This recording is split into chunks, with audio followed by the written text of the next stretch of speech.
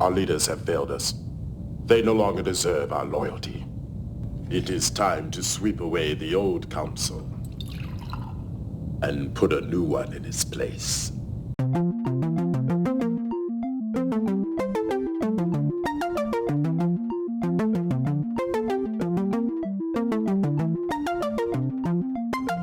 Hello everyone, welcome back to Fully Functional, a TNG podcast. I'm Maggie, joined by Jeff and Dory. Yo.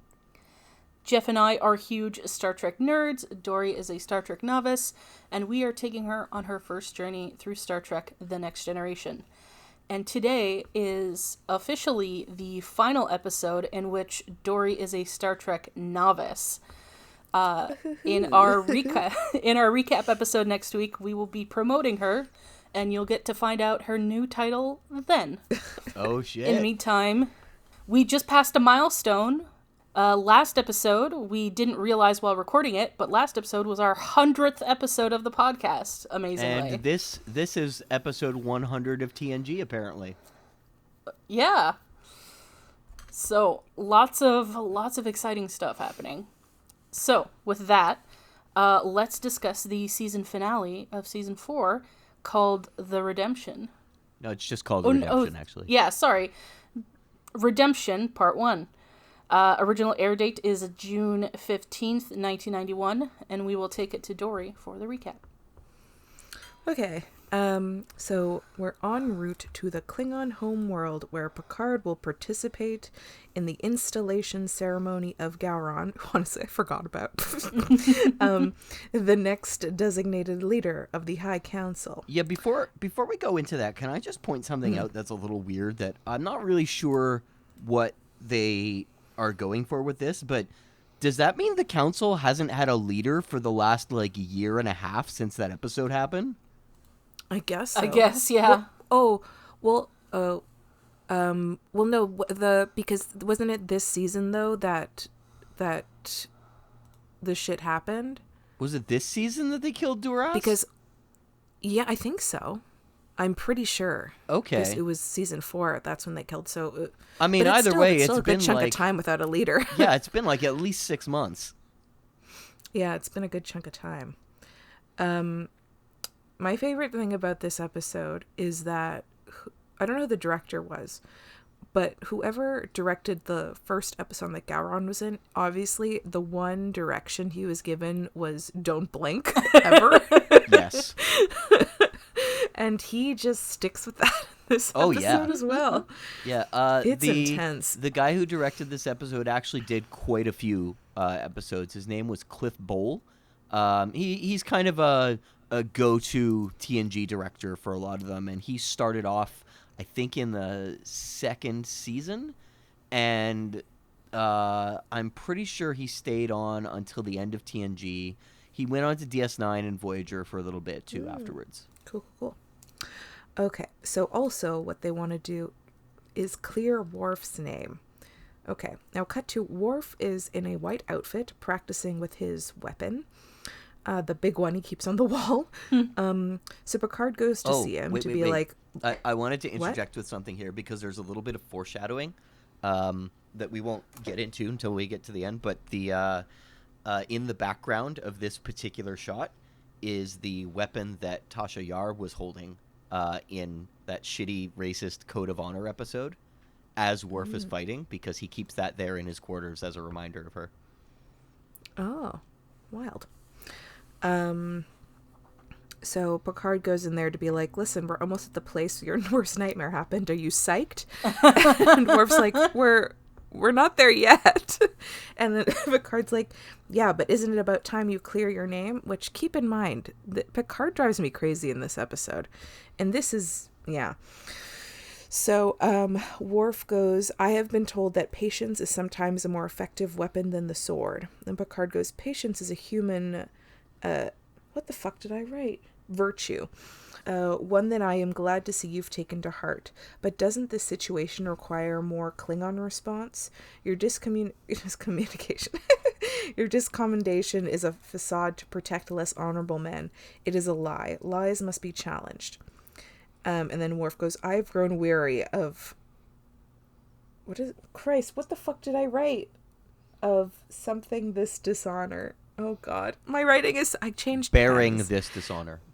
Oh, bearing. Okay, Yep. listen. I was using a pen that was like less inky before, but I just changed pens, and this is a very inky pen, and I can't fucking read half what I wrote. So, bear with me. Okay. So, they are then intercepted by the Klingon vessel Bortus to be the escort, but like, there has been no escort requested, or we didn't know about this. Gasp. But then gasp, it's Gowron. Like, oh hey, he needs to speak to Picard on a matter, and they have to act quickly to prevent a Klingon civil war. Dun dun dun. It's always a fucking Klingon civil war. Jesus Christ. Yeah, that's, I guess, maybe the problem with their whole thing of like, oh, we gotta fight, is like they're always gonna fucking fight. Yeah. There's not a lot of like, hey, can we like talk diplomatically for a sec? They're like, but we have the heart of a warrior, therefore always fight. Okay, so then apparently the family of Duras, which I will be saying it like that every single time. It's very fun. It is. The rolling of the R. We've been watching Lord of the Rings this week, watched all the movies, and there's like certain places that have the rolling R, and I kept repeating it over and over and over again every time somebody's like Mordor or Numenor. And I got it, and now with Duras, I got it. It's always going to be the Duras. watchful eyes of Duras. Duras. So It is yeah, very fun to say. Jeff and I also is. say it that way all the time. Yes. it's so good. Oh. Okay, so the family of Duras is gaining support, and they have connections, like still in the High Council, and they're corrupting the Empire, blah, blah, blah. So Duras has sister, Duncan. He's got two sisters, Lursa and Bator, Yep. who are now speaking for the family, and they are something. So Picard's like, yeah, but like, are they on the council? How are they like doing shit? And Garon's like, no girls allowed on the council. And so Picard's like, okay, so then how are they doing shit? And Garon's just like, bitch, I don't know, but they're doing it somehow. They're up to something. Yeah, so because Picard was part of the, like, he was the arbiter of the, I almost said election, the leadership, he's got to be in it to win it, got to stay right to the end, until Gowron is, he's installed. Installed.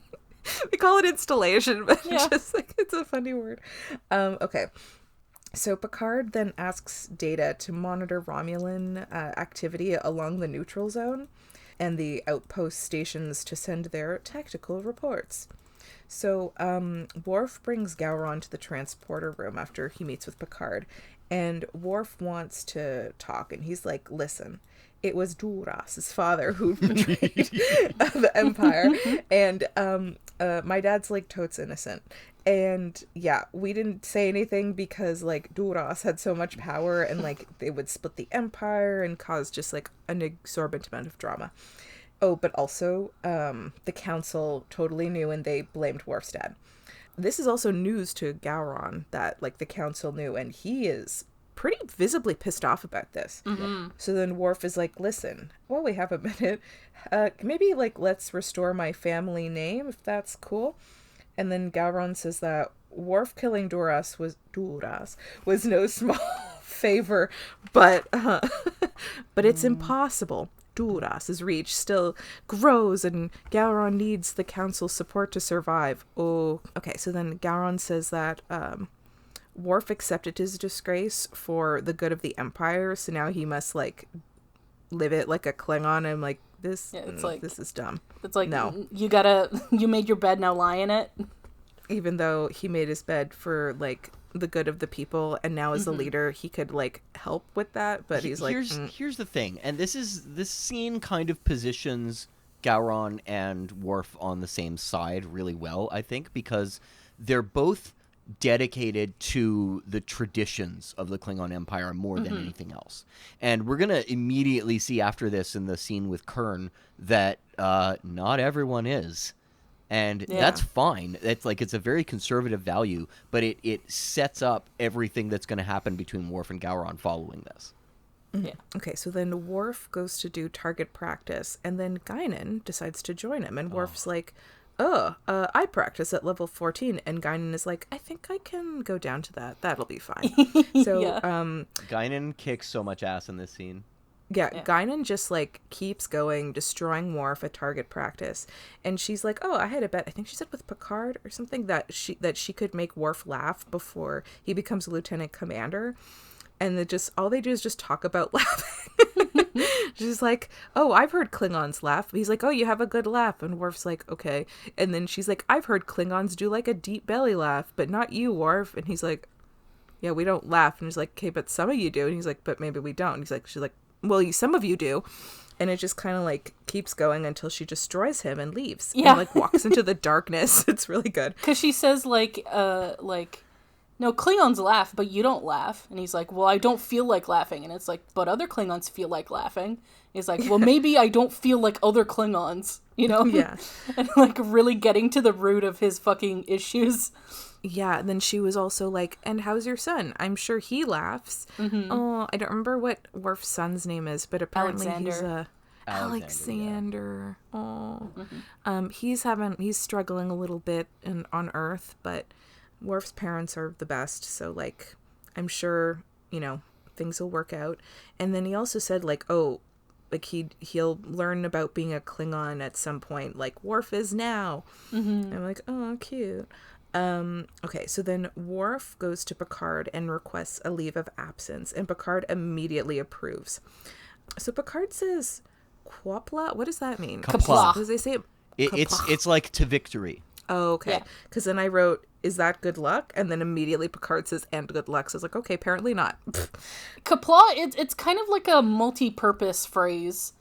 It's kind of like to victory, goodbye, hello, like, it's just kind of multifunctional. They have said it before. Kempek said it, the former head of the council, except he pronounced it really weird. He was just like, Qapla'. Yeah. Oh. Like, cheers is also a use for it, yeah. Cute. Okay, and now so Worf then takes the time to go see Kurn. Yay! So honestly, real nice to see Kurn. Speaking of which, you were right. Kurn's here. Yeah, man, I was very right about this episode. Yeah. Oh, like, very right. Yeah, so yay to Kurn. So Worf goes to see him, tells him that he asked Gowron to restore the family name, but Kurn is like, yeah, I don't fuck with Gowron. He sucks. This is one of those moments, I'll talk about it more later, but I just want to point out, this is one of those moments of when I say I disagree with a lot of Worf's decisions. This is one of them. What happens in this scene. I would actually, before we head on with it, I just want to point out regarding everything that Kurn says here, I'm with him. That is a great statement. Our leaders have failed us. They no longer deserve our loyalty. That is an excellent point of view. Yeah, so he's not on board with Gowron. He says he's weak, and if Duras' sisters don't kill him, like, he'll do it. Mm-hmm. He's like, the council is corrupt. They failed them. But also Duras' family should not lead. So Kurn is basically going rogue party, and he's got, like, guys under his loyalty in, like, other sectors, and is like, well, is like Kurn want to lead, or they just want to find somebody else and, like, rebuild, whatever. So then Worf says, we cannot regain honor by acting dishonorably. So then Worf pulls the oldest sibling card and is like, listen, we're going to support Gowron, but only when the time is right. We have to wait until Gowron is truly in the worst possible position, and he has no other choice than to, like, basically accept our help so we can name our price, and he has to take it. Which seems a lot more dishonorable than revolution.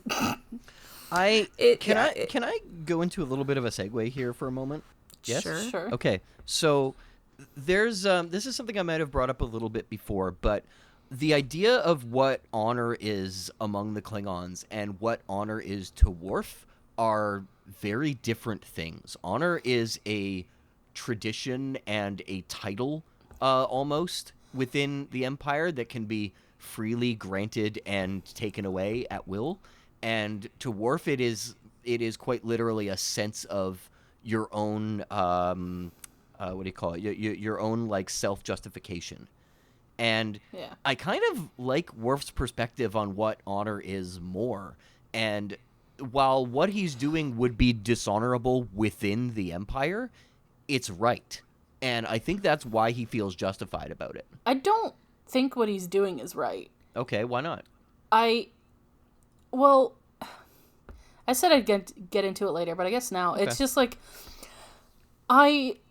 first of all, I think like in Star Trek in general, what counts as dishonorable and honorable behavior is not very consistent. No, it is not. You're Because like in the episode where they're trying to figure out who the leader is, like Gowron goes to Kalar and is like, I'll offer you like a seat on the council if you help me get the leadership or whatever. And she's like, ew, you're gross, you talk like a Ferengi, like how she doesn't say dishonorable, but like that's the implication, right? Yet Worf is doing like the exact same like quid pro quo shit. Yeah. And yet that's not considered dishonorable behavior. And so I feel like in the Star Trek universe, like that happens a lot. Yeah. Where it's like depending on which character is doing the behavior, it's considered dishonorable or honorable. And the reason I don't agree with Worf here is that I like you said, I agree with Kern. Like Worf there is an opportunity for genuine revolution within the Klingon Empire, and Worf fucks it up, basically. Yeah, okay, that's true. He decides, for the sake of restoring his own family's honor, like not even that, because he'd get it back anyway, even if Kern was installed, but just for the sake of his own, like, personal whatever, he's like, no, I'm gonna go with the guy who's the status quo. He fully endorses, like, the status quo. So I'm gonna offer a little bit of a rebuttal here because I don't agree with Worf's position. I think that what Worf decides to do is the right way to go about it for protecting his position. Because going with the status quo, that's what Worf wants because Worf's a conservative. I mean, we've talked about that a bit before. And that's fine. That's his point of view.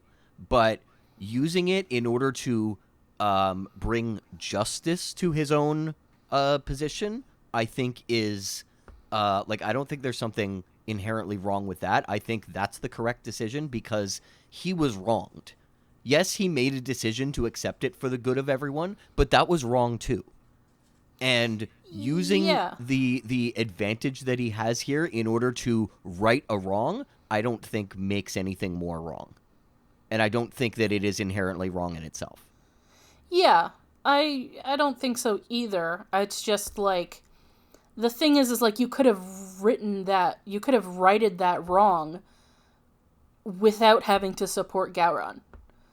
Like, yeah, that's true. The whole thing that his brother was doing was going to bring, like, put them into the, like, bring back their honor again.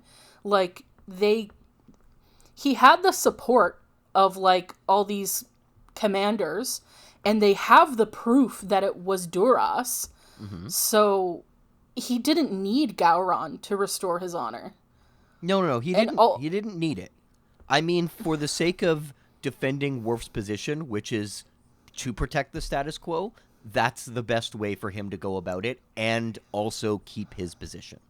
Yeah, because he wants the status quo to be upheld, but he also wants his own personal right to be wronged. Or wrong to be righted. Yeah. Blah, blah, blah. I can English. Okay, I think we're arguing over semantics here, because, like... yeah, probably.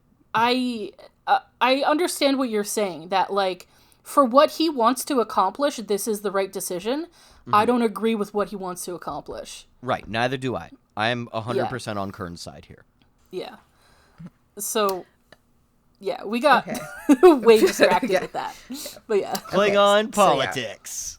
So Worf gives his plan, and then Kern walks over to a bowl of something. It could be rice. It could be sand. Something It Klingon. could be dough. It was just something whitish, and he just touched it and like was running his fingers through it. And I was like, what are you fucking touching? And I thought he was gonna pick it up or something, and nope.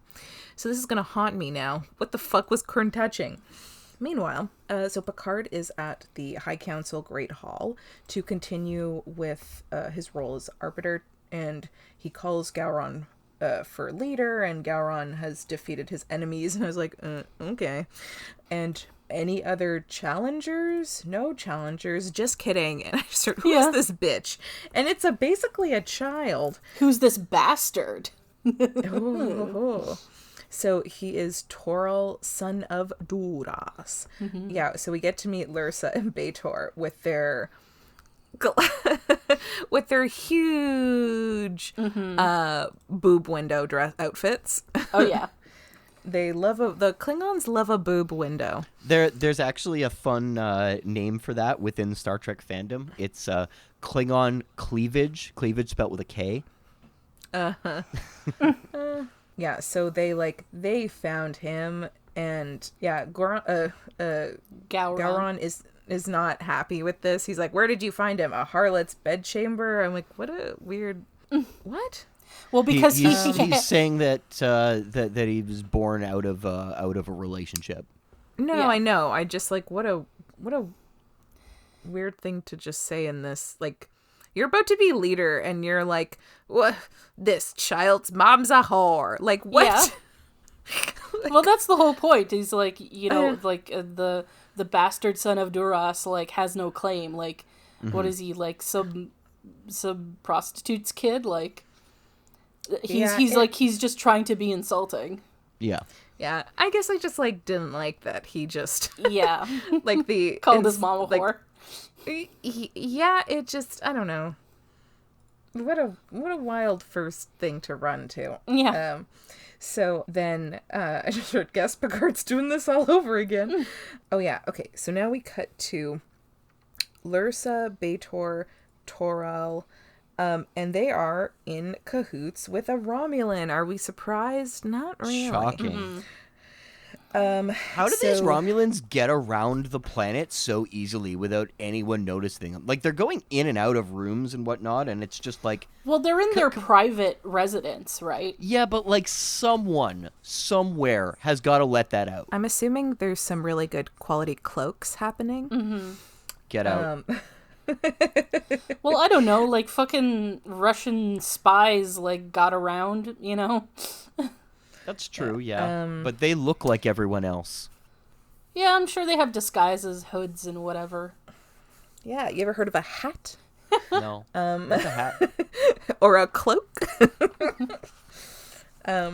So then Toril is like, why don't we just kill Picard? And I'm just like, you fucking monster.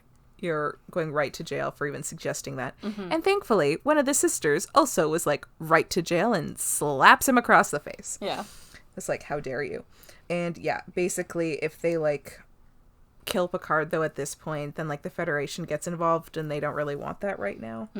So yeah, okay. So then, and we have the return of Shadow Lady, Shadow Clint, or Shadow. Yes. Who We'll we get into that learn, later. and yeah. Oh God. Yeah.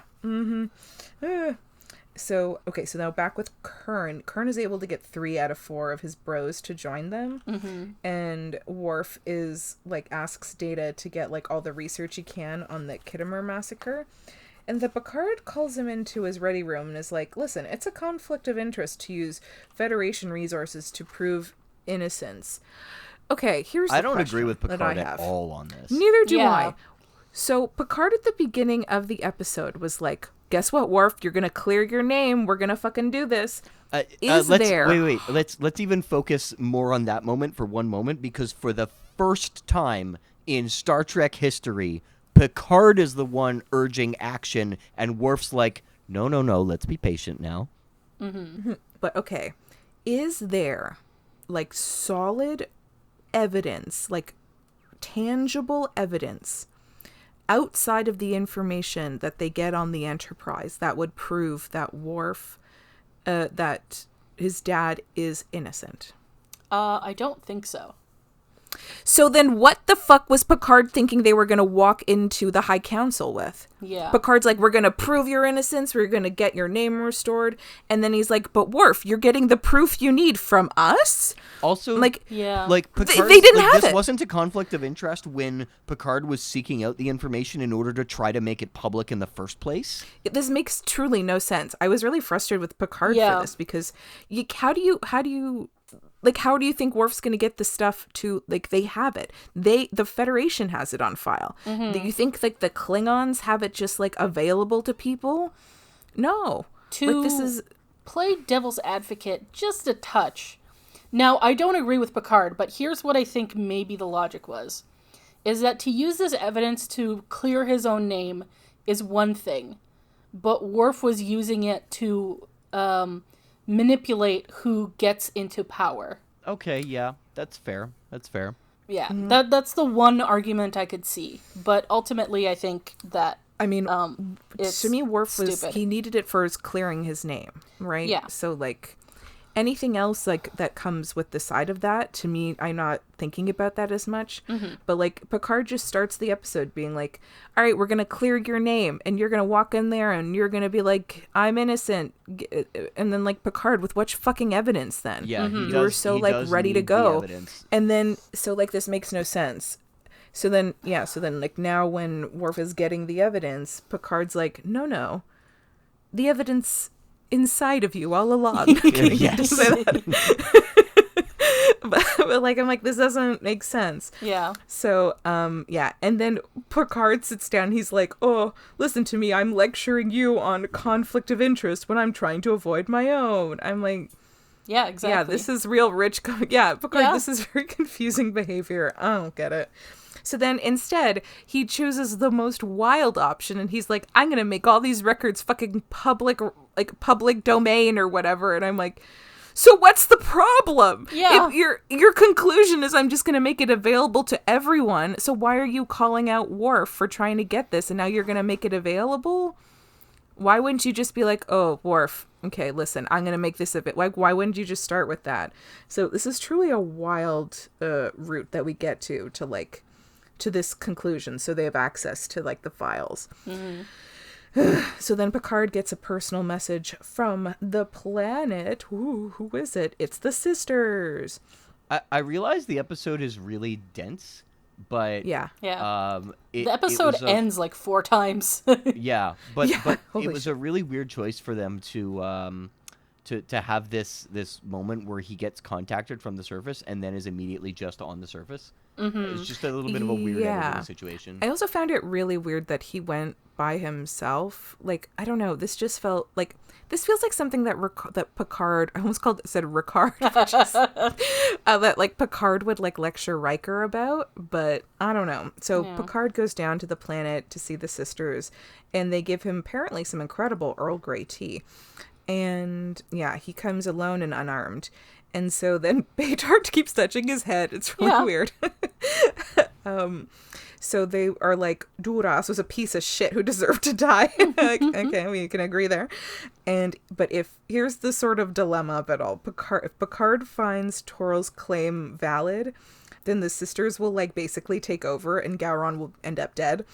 Or if he rejects Toral's claim, and then they'll be like, oh, he's on the Federation side, he's corrupt, they're trying to, like, sway in one direction, and then, like, that gives them ammo for an uprising. And then if he doesn't find the claim acceptable, and then, like, they're successful anyways, like, this would then this would end the alliance between the Federation and the Klingons. So it's all pretty fucked up. But then Picard's like, this stinks of Romulan. Yeah. Well, he's giving, like, a backhanded compliment. He's like, you've manipulated the situation with the skill of a Romulan, basically implying that he knows they're in cahoots. Yeah. Okay. So now at the, like, council in the Great Hall. They announced Toril has been proved to be Duras's son. But basically he hasn't, this is like Picard's like decision of whether or not his claim is valid. But Picard's like, listen, Toril may actually be Duras's son, but he's done fucking shit for the Empire and he's a baby. So like he's done nothing. So listen, his claim, like Duras's claim basically died with him, but like maybe one day Toril would be eligible for a claim, but not right now. He's a child who's spilt no blood for the Empire. So Toril takes this moment to be like, well, does the Federation dictate Klingon destiny, or do we? Follow me and I'll show you honor. And his whole like statement there is so fucking weak. Like he sounds like a child saying, "Follow me and I'll show you honor, guys. Come on." Well, he doesn't really need to be that rousing, because like the people that are loyal to Duras will take any excuse. Very true. Yeah. Because then Gowron says, "Follow him," and you reject Klingon law. But then a bunch of people go over to Toril, and it's like, oh well, fuck me, I guess. So that's pretty bad. So then Worf meets with Gowron, who is very surprised to learn that Kern is Worf's brother. And he's like, oh, the return of Worf's honor for 4 squadrons is not use we need more shit to get your honor. So he's like, I need you to use your Starfleet connections. And Worf is like, no, because like Picard was like, this is the last shit I do for you when he made his like the records public. So he's like, we can't do anything, or else there's like, we could get involved and that would be bad. So while Worf is on the ship though, the ship starts being attacked by 2 other ships, and they put out a general distress signal. And back on the Enterprise, Picard's like, think we're gonna later days it. And he just like, all right, let's like make a run for it, bye. But then Riker, the only one, is like, okay, but what about Worf? And Picard's like, engage. And they just leave. And it's like, oh my god, like I get why, but I also like don't like it. Because also like you couldn't have transported Worf back or something. Like, I don't know, it feels like they just left Worf to die or something. Like, I don't know, it just felt very like, I understand of like the Federation not getting involved, even though they get involved in every other fucking thing. This just felt shitty. So because you could even use it as an excuse, just be like, listen, I mean, I guess there's like a risk to that too, right? Like he could have said, listen, we were trying to get our officer back. It had nothing to do with Gowron, but like, who's going to believe that, right?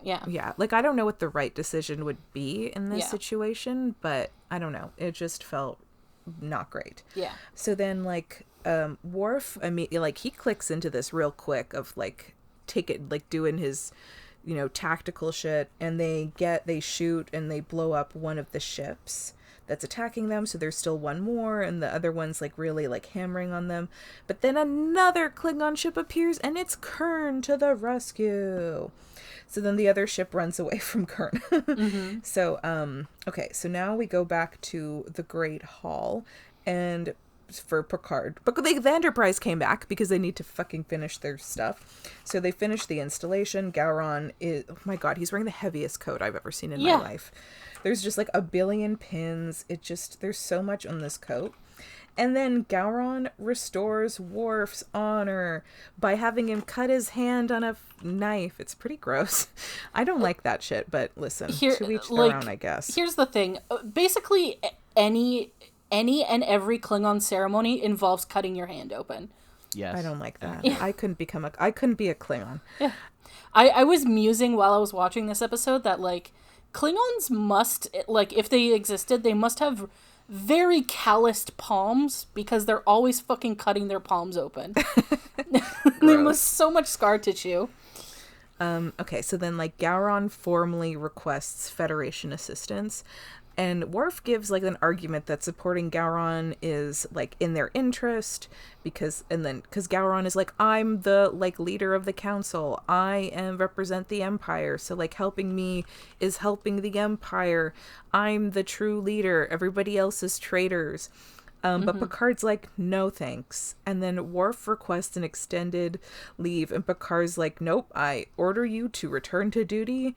And then Worf resigns. Oh, that was a little bit shocking, but like, oh, wow. So then Worf, so we're in Worf's quarters, and he's packing, and he's in his Klingon outfit, and he's like checking himself out in the mirror. And so Picard comes in, and Worf tells him he's going to serve as the weapons officer. I'm like, yeah, that tracks. Yep. And Picard says that Worf being the only Klingon officer is like not his defining thing. It's like his compassion, generosity, and fairness, which is like some of the best qualities of humanity. It is very Star Trek, I think, for to go through this, like Worf being an outsider exploring humanity and kind of embracing it is what made him unique. Yeah. So then Picard's like, we'll like send your shit over to the other ship. And then so they walk out, they go to the turbo lift. Then the turbo lift doors open, and I burst into tears. Oh my god. It was so nice. I'm not gonna cry. But basically down the hallway, the whole length of the hallway are just Starfleet people. And Picard like calls them to attention, and like it's like such a honestly kind of a beautiful like farewell to Worf, and like he walks down, and so he walks down the hallway of all the people, and then when he gets into the transporter room, it's the bridge crew, and nobody says anything, which I think is probably a good choice, because like because Worf is not really one for like sentimental, stuff so much. So the fact and there's sort of. Yeah. Well, there's just like there's just to a point. So many like, feelings, publicly. There's so many feelings going on that like saying something else would just like I think open like floodgates. And you don't need words for it. Plus Worf is very reserved, and he probably prefers just the respect of his duty as being like an honorable thing. And everyone does such a good job of like portraying like what they're feeling on their faces too. So when they're in so Worf gets the transporter room, he stands on the platform, and he's like, he says goodbye, and then he leaves, and like then Riker's immediately like back to work. Yeah, that's fair. Or no, he says dismissed, I think. Yeah. Well, Worf's goodbye is very poignant because Picard says Qapla', and then Worf responds like with goodbye.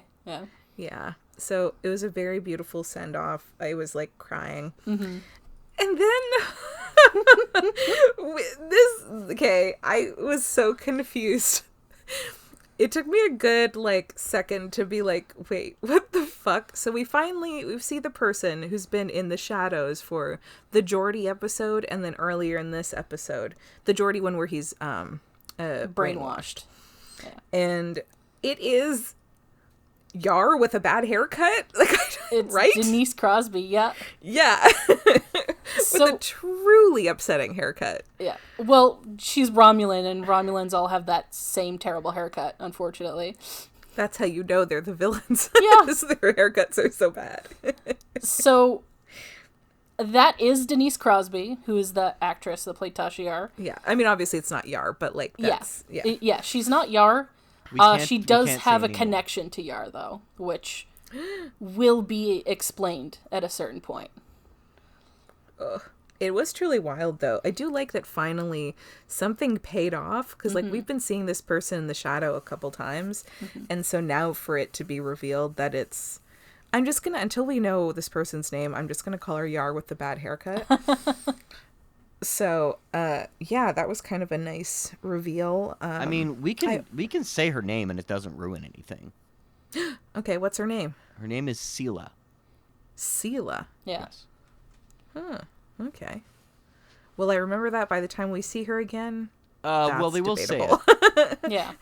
I do want to warn you one thing, that the explanation of her is very fucked up. Oh no. Yeah. Oh, boy. But I think they even explain it in the next episode. Like yeah. So you won't have to wait too long. Oh boy. All right. Well. Okay, so I do think this was I liked the episode, not my favorite, but I like that Worf gets his honor back, I guess. Not I guess, yes. I'm happy he gets his honor back. This is truly was the wildest way to go about doing it. I think it'll be interesting to see where like stuff goes from here. I mean, obviously, I know that Worf comes back to Starfleet because I've got to think. Pardon? You don't know that. Yeah, I do. I have got the season 7 tray you gave me. Oh. He's on it. That's how I know, like, Dr. C changes her hair. Yeah, Worf's on it. I can literally see the top of his head from where I'm sitting at my desk. Fair enough. Yeah, I know Worf will be back. Yeah. Didn't diminish though the fact like how he left. I kind of like when watching it though, kind of assumed he'd come back once like, he's, stuff is restored. I don't know. I don't know what I don't know where they're going with this because, I mean, obviously we're going to see a part 2. So I think it'd be interesting to see what they do because they can do a plot twist on this show. So Yes. it will be interesting, but I am concerned that there's not going to be a plot twist and they're just going to Gowron's going to get up and lead her and like nothing changes. I pointed this out I don't to know. Maggie earlier when we were talking about this, but it's really sad to me that Sela appearing at the end of the episode is a more dramatic moment than Denise Crosby had in the entire first season of TNG. Oh, that is true. Yeah. She did But eventually get a thing in yesterday's Enterprise, though. Yeah, Yes. and that was a great episode, and she got some great shit to do there, so that's something. Man, I just, like, I can't even imagine how, like, shocking this would have been. Like, I mean, I was surprised. Yeah. But, like, when this was, like, on television, for people to be like, oh my god, it's Yar! Ah! This was originally planned to be the closing episode of season 3, actually, before they came up with Best of Both Worlds, and I think they made the better decision doing Best of Both Worlds first, because Yeah. that gave them time throughout this season to kind of lay the groundwork for it, because the season does build up to this being something that needs to be resolved. There are several episodes flat out dedicated to this, to the entire premise of this. It gets mentioned fairly often. It comes up every couple of episodes. It's something that people who had been watching were like, no, I want to see how this gets resolved. Yeah, because there has been, like, a ton of hints all over the place that there's something up with the Romulans and Klingons. Yes. And, Yeah. like, now it's coming to fruition. Yeah, I mean, only a few episodes ago, they were... What's the one... When the ambassador was there...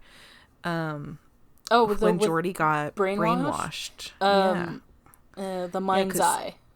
Yeah, so like that was already like working together, and the only people who profit from like the Klingons and the Federation, or the Klingons fighting amongst themselves, and then like the Federation or whatever, like the Romulans are the only ones that profit from it. So it'd be interesting to see where this goes. Yeah. I was happy to see Kern again. Good. Yes. Yeah. He was a good time. Love Tony I Todd. saw. Yeah, when I saw his name in the credits, like the opening, I was like, oh, yay.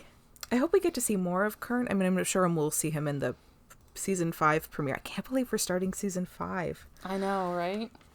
Wild. Yeah, I mean, this isn't my favorite season finale. And I will probably...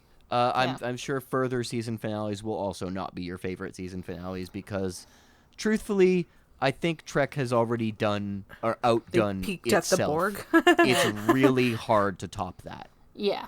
Yeah, that Because was that pretty episode exceptional. is fucking excellent. Yeah. The shot of Picard with the like equipment or whatever on him was truly like the biggest like shock for that finale. But What was I gonna say? I really like this episode because I like this whole arc, because because we get a sort of resolution in the next episode, but there's things that come of this that we get Consequences lasting story. consequences. yeah. Yes. Yeah. Oh, my dream. Yeah. So, yeah, I just really like this whole arc. I like the sort of the political intrigue with the Klingons and stuff. So that's why, like, this isn't like my favorite episode in the world. Like, this isn't my like most favorite episode like in the world. It's just I really like the overall story it's part of. Yeah. I find I do like a lot of the Klingon stuff. It's usually pretty well done, and it was very popular in Star Trek. Klingons were not very well explored in the original series. They were just kind of the regular foil that they had to go to. Yeah, they were just like stand-ins for the Russians. It's just like, we need bad guy. Yeah. And they were pretty inconsistent then, too. Sometimes they were more based on Russians. Sometimes they were more based on the Japanese. And it was like, it was very inconsistent. But what they start doing with them in TNG, I think, is...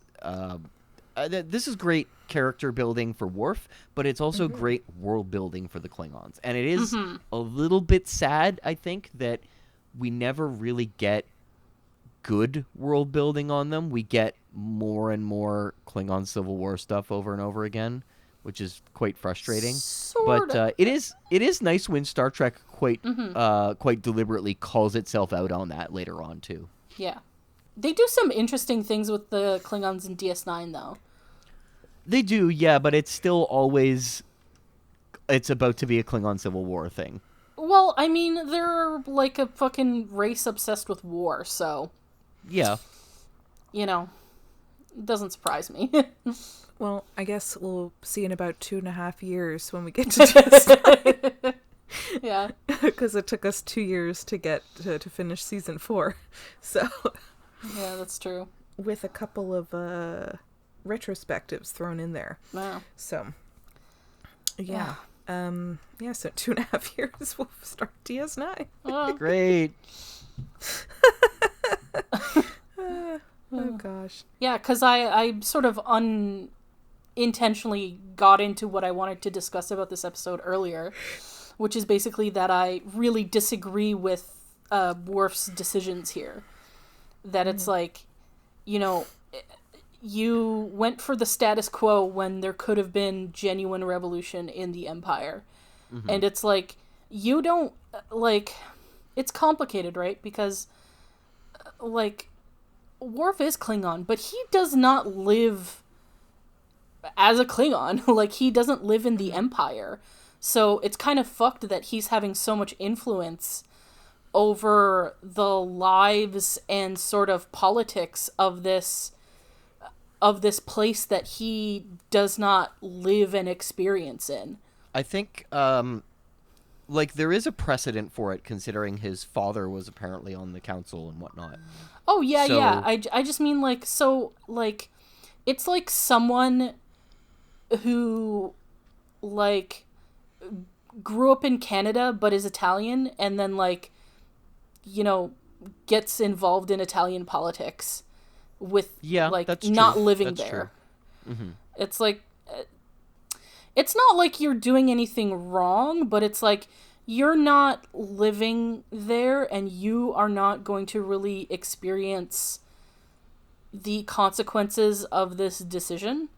Like, Right. you do, but, like, there's an entire empire of people who have to live in the Empire, whose lives are affected by someone who does not live there. Who does not live within the Empire. Womp, womp, womp. Yeah. Which is, like, that's why it's complicated, because, like, he is a Klingon. He has every right to get get involved and to think, but like he doesn't. The fact that he has this much power over it is unfair. Yes, you're right. Yeah, he doesn't experience it, you know. On that note, though, it's almost not his fault that he has that power over it. They keep coming to him. They're the ones who involved him. That's true. It's just for me, it's like, because like I don't necessarily like fault him for feeling this way, right? Like he wants to feel connected to his people and stuff like that, but it's also like he doesn't, in my opinion, doesn't have a right to say what's best for the Empire because he doesn't live it. So do you think then that when the decision is placed in his lap, and it is, it is like he does not force his way into having a say in the matter. He kind of does in this episode, though, because he goes to Kern and influences his decision. He like goes out of his way to restore his place in the Empire, to influence leadership. You know, like he flat out tells Kern, it's like it's our duty to, you know, support the leadership and stuff like that. Whereas Kern, who lives in the Empire and lives with the politics and sees the day-to-day consequences of this stuff, is like, this needs to change. And Worf is like, no, it doesn't. I would almost argue that in that position, that him telling Kern to stick with the status quo, like obviously in real world politics, this is not nearly the same thing, especially with how polarized politics is verbally nowadays. But even like at the time that this was happening, things were not nearly this polarized between the left and the right within the West where this was being written. And I think that given that perspective of what the writers had at the time, Worf's position of like don't change things is almost non-interference in a way. I don't mean like it's not, you know, influencing any decision and whatnot, but he is saying, no, we shouldn't, like I should not be involved even by family in changing the future. I guess. Because also his brother is encouraging him to help along. Yeah. I mean, Kern was going to do it without Worf. Like, yeah, that's true. He just informs him of his plan. He's like, this is what I'm going to do, and I'm going to, you know, bring our family back, you know, to our rightful place. I understand the perspective of the time period. I just don't agree with it. Yeah, that's totally fair. Speaking of the perspective of the time period, actually, a little bit of trivia regarding this episode that's both funny and negative. The former president, Ronald Reagan, at the time, decided to visit the set of Star Trek, and this was the set that he visited. And he got to meet a bunch of people in full Klingon garb. It's interesting that this is an episode about, like, conservatism versus like a coup and whatnot, and it's the one that he decided to visit. But apparently he was asked what he thought of the Klingons, and he said, oh, I like these Klingons. They remind me of Congress. Mm-hmm. And I find that a little amusing. Yeah. It's also gross, but, like, unfortunately, he was a very charismatic, charming speaker. Oh, yeah. And that's where this moment gets embedded in Star Trek's history. Yeah. What was I gonna say? Yeah, it's so American to dismiss the third option. It is. Just outright dismiss it too. Yeah. Listen, not that Canada's like the best either, but like it's just like it's a very distinctly American thing to be like, there is one of two options, and the third option is not worth considering. Yeah. Yeah, I agree. Why is everything Klingon so fucking dark? Turn on a light, guys. Their interior decorating also could use a bit of a facelift. That the sister, like the room is so like it's all red. Mm-hmm. Everything is so dark, and there's just like they pick one color scheme and run with it. And I'm like, Yep. you guys, Yeah. guys, That there's never more changes. out there. Yeah. They need someone else in there to Maybe give they have some, not even pizzazz, but just like something light. Bring in some. Yeah. Hey, Data should give Worf the acrylic statue. Yeah. Oh my God. To the sculpture in there that'll brighten up the place. Wait, maybe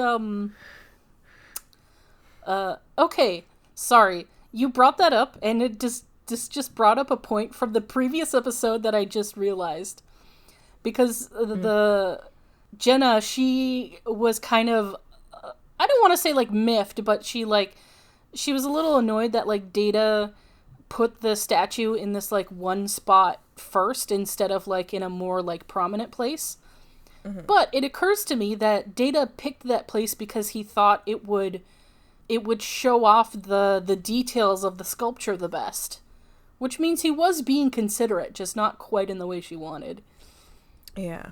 Anyway. If we're going to talk about something from previous episodes, very, very sidetrack. I was talking on the phone with my brother yesterday, and he told me he was listening to the Q episode, the Robin Hood Q episode of the podcast, and he was really surprised that I didn't mention the fact that we went to a day camp, and I worked at this day camp called Robin Hood.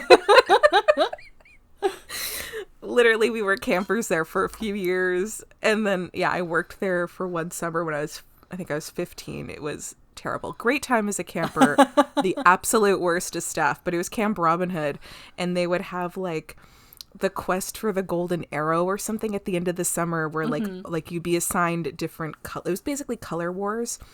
So like the red team was Will Scarlet, the blue team I think was Little John, the green team was Friar Tuck. And they would do a whole skit, and you had to do all these like activities and whatever. But yeah, that's really cute. truly like blocked it out of my mind. And he was like, I can't believe you didn't mention the fact that you went to Camp Robin Hood. It's like that. To be fair, we didn't go there because it was Camp Robin Hood. Yeah. I think we went there because like when we would come back from sleepover camp, most camps were basically done, but we still had 2 more weeks in between, like when we came back from sleepover camp and school. And my parents work full time, so they needed us to go somewhere. Yeah. So this was one of the few places that were still had camp at that point. So I think that's why we went. And like he had some friends who went there, and I think I had a couple of friends who went there. But yeah, just like a coincidence and a bit of a I'd be remiss if I didn't mention the fact that did not mention that I went to a day camp called Camp Robin Hood. So Awesome. okay, so they in Klingon world in the Culture? On Kronos. yeah, don't they like? I think I'm like I don't remember what they're like. Don't they think women as powerful in some respect? Yeah. It's then, like, inconsistent. Okay, because I was like, why wouldn't they be allowed to be on like high council then? If like, because they needed an women excuse to not let the Doras on the council. Yeah. Yeah, it's I've had a problem with that for a long time. the fact that they're like, oh yeah, we consider women as equals and powerful warriors, but not on the council. they can't make our but they can't not make in decisions, leadership. though. Yeah. yeah. I don't think I've ever seen a female Klingon captain either. No, neither have I. Yeah. I think the only like real good Klingon character that we get throughout Star Trek, like fully Klingon character who's part of the Empire, ends up being Grilka in DS9. Oh yeah, that's right. Yeah. And then again, she can't do anything without a man. That's the Yes. whole reason she needs Quark for what That's she's right. doing.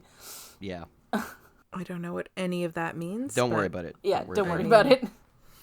Yeah, it just like women are. It's like women are respected and given a level of power until they're not. Yeah, So. unfortunately, the misogyny of the people writing the show rears its ugly head. Mm-hmm. Because they want to espouse that they have these values, but they don't actually, write that into the show.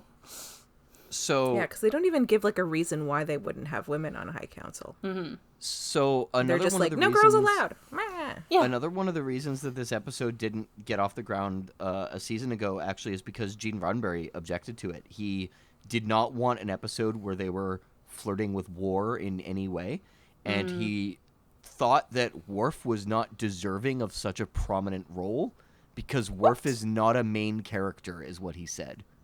Oh. Yeah. Well, that's he just was very wrong. much still thinking. I know he was very much still thinking of Star Trek as like back in the day when it was just Kirk, Spock, and McCoy. And you would never get an episode focused around any of the minor characters. They were just officers who were there, and it's really bizarre that he was against that. I don't know if he really thought about the fact that opening up to that kind of perspective only strengthens the show. But at the same time, Roddenberry was not doing too good at this point. So, I mean, Yeah. there's only so much you could go with what he was saying. And the fact of the matter is, it's like, it's hard to write an ensemble show. And he probably wanted to keep the show more focused, I guess. Yeah, that's true. To, like, which unfortunately is, like, a detriment because, like, you have all these great characters to work with on TNG. Yeah. The fact is that, like, in the original series, the side characters just weren't given very much to begin with. Yep. So there wasn't really anywhere to go with them. But they kind of made all the side, like, quote-unquote side characters in TNG pretty interesting off the bat. Like, they had, like, there was quite a bit to, like, work with there, like, immediately. Mm-hmm. They didn't do a good job, but Well, no. there was something there. Okay, so I suppose that brings us to favorite moments and lines. Oh, I don't know. Just in my notes. Oh, I liked seeing Kern again. Mm-hmm. I like that Riker continues to be Team Worf, as Worf is usually Team Riker. Yeah. And he's like, but what about Worf? You like Gowron's eyes. No. The unblinking eyes of judgment. I've had enough of eyes. I've been watching The Lord of the Rings all week. Eyes. Duras. Oh yeah, I liked saying Duras in this episode. Yes, I appreciate that you say That's that. a favorite part of this episode, not of that episode. But okay, in the episode, Gowron does say Duras a few times, so I like that. I did like that Gowron seemed genuinely like upset at the fact that like the council knew that Worf's dad was innocent, Yes. and still went like forward with like excommunicating him. So I liked that. Oh, the favorite part is when he walked down the hallway. Yeah. That was so, oh my god, that wrecked, no, it didn't wreck me, but that was really nice. I really liked that. Mm-hmm. Yeah, I think like Worf's send-off was really nice. Yes. Yeah, because one of my favorite parts was the look on everyone's faces during the send-off, like in the transporter room, because like I brought up the screenshot for myself right now so that I could look at it again, but there's one shot where you have like almost everybody, right? You have Riker, Picard, Troy, and Dr. Crusher. Like, you see them all in the same shot, and everyone has a different emotion on their face. Mm-hmm. Riker looks angry to me. Like, he's just like, I can't believe you're doing this. I can't believe this is being allowed to happen. I'm just like, not that he's like necessarily angry at Worf. He's angry at the situation. Mm-hmm. Picard looks almost like reverent. He's like proud of Worf. He he doesn't wish that Worf was doing this, but like he respects that Worf is sticking to his principles. Troy looks really worried, and Dr. Crusher looks like really proud of him. You know? And it's just, I love that, like, everyone is responding differently, and you can see it, like, very clearly on everyone's face. And Riker's just, like, so disappointed in the situation. Like, I just noticed his I would face assume so because like Riker wanted to help, yeah. right? So like Riker made it pretty clear that like they should help, like the Klingons, but Picard was like, nope. So I guess it's more than anything Riker just being like Worf shouldn't have to go. We should just be helping. Yeah. So that, yeah, is pretty understandable. And the way he was like dismissed, I was like, oh, Riker sounds angry. Yeah. It'll be interesting. I'm looking forward to seeing part 2. Yeah. Good. My favorite moments, I mean, there's a few, but I similarly love in the finale there, specifically when Worf asks to leave the ship or permission to leave the ship, and Picard states permission granted after a little pause, and I'm just like, Yeah. yeah, I teared up a little bit for that. Yeah. But also the scene with Picard and Lursa and B'Etor, I thought that was a really good, like, tit for tat kind of scene that goes back and forth between them. I really like scenes where there's like a power dynamic at play, and I thought that one really exemplified it very well. The whole episode is a lot of power dynamic moments like that, but that one I think was the most standout one for me. Yeah, it's definitely, I love that, like, where people are like, they're trying to get a read on the other person, and everyone's not quite saying what they mean, and like there's all these like different layers to like what people are saying and like what's happening in the scene. That's why I lot. love Romulan episodes so much, and I mean this is a little bit of a Romulan moment when you think about it. Yeah, I mean Picard even says so. Yep. I also one moment I forgot about that I just remembered is when just Guinan just thoroughly calls out Worf for Yeah. That is a great destroys scene. him at target practice. That's another one where there's a power dynamic at play in the scene, and that's what I mean, that the episode is full of these. Yeah. All right. So that brings us to the predictions for the next episode, which is part 2. Oh, God. I assume the episode's going to start off with, like, Team Gowron losing something, but in the end, they're going to win. And Worf will rejoin. But maybe, okay, hear me out. What if Worf, before he, like, maybe rejoins with... Because I think he'll go back to Starfleet. What if after the war, and they, like... I think, like, it'll come really close between the Team Duras and Team Gowron. But, like, I guess this is sort of, like, how the end of the episode would go into, like, the second episode. But, like, what if Worf doesn't immediately decide to go back to Starfleet, and he goes back to Earth to see his parents and to check on Alexander? Because that would be really cute, because we haven't seen Alexander in a long time, and we haven't seen Worf's parents in a long time, who are my favorites. And this way, maybe from like him seeing his family, then he decides to go back to Starfleet. But yeah, in terms of next episode though, I think that it's gonna like get pretty intense, and maybe like the Enterprise will find like, maybe like individually the team will try to like sneaky help out Worf, because it's not, I can't imagine they would just sit around and ultimately do nothing, unless I'm totally wrong and they sit around and do nothing.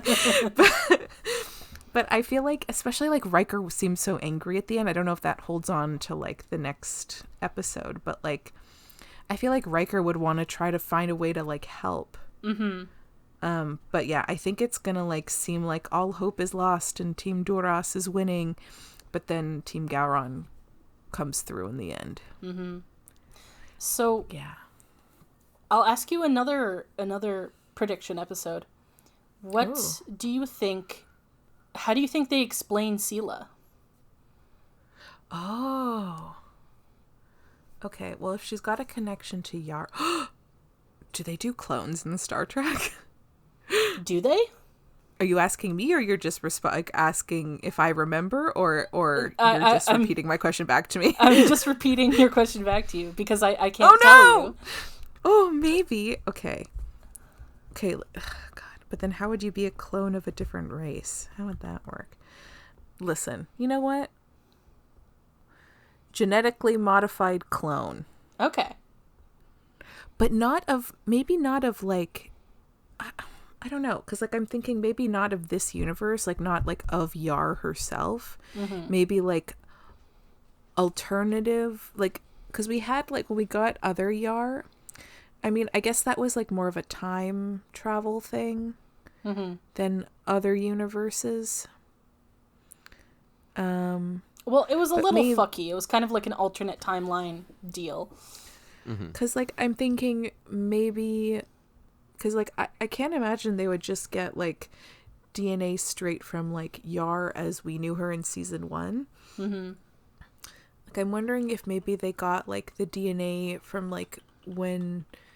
Oh, but that doesn't make sense. Oh, gosh. I don't know. I do, for whatever reason, feel like a clone. But, like, I don't know... Okay,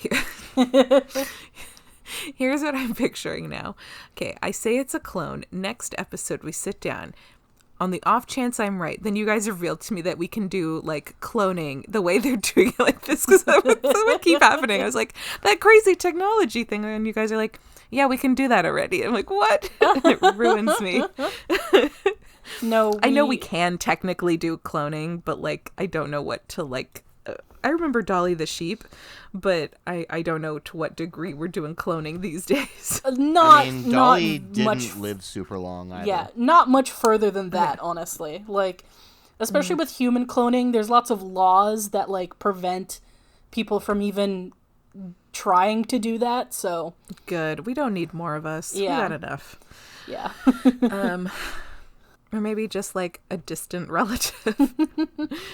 But then I kind of, like, I hate when it's like, oh, it's a relative and they just look exactly like them and it's just, like, the actor playing a different... Like, I feel like Trek can... I was going to say they can do better. Can they? I don't know. I feel like they'd pull this, too.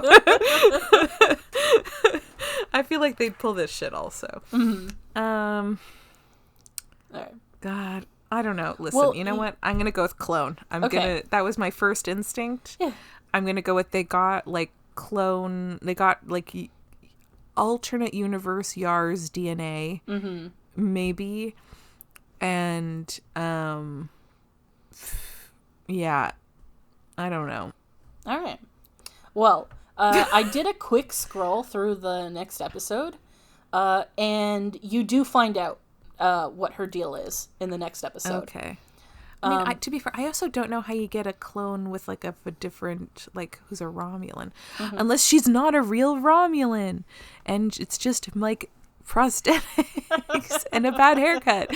Like, wait, I got a bad haircut. I'm going to go be a Romulan. Yeah. That's, like, your hair just, like, once you get a haircut, that's it. Like, yeah, your hair she just shows up. She's like, "Hi, I'm a Romulan." They look at her and they're like, "Well, her haircut's pretty bad." So yeah, that tracks. You're in. All right. Well, next week will be our season recap. Okay, sorry. Okay, tiny amendment to my... Okay, what if it is a child of a clone and a Romulan? It's the child. Well. Okay, anyways. Next week will be our season recap episode. And then after that, you get to find out if Dory's prediction is correct. So watch along with us and join us for the next episode of Fully Functional, a TNG podcast. Goodbye.